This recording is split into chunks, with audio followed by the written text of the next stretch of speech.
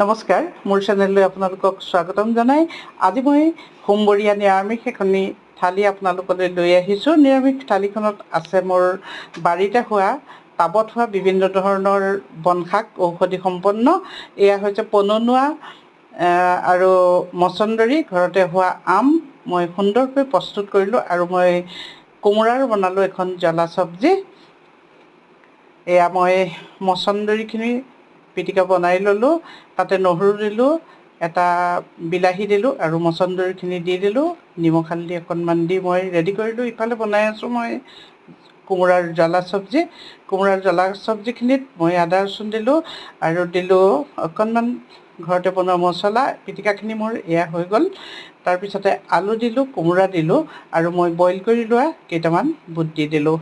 তাৰপিছতে মই বনালোঁ খুতুৰা মাটিকাদুৰি মিহিকৈ কুটি লৈ মই মচুৰ দাইলৰ এখন টেঙা দাইল বনালোঁ আৰু বনালোঁ মই তিতা কেৰেলা আৰু মই আপোনালোকলৈ লৈ আহিলোঁ এইখন সুন্দৰ থালি।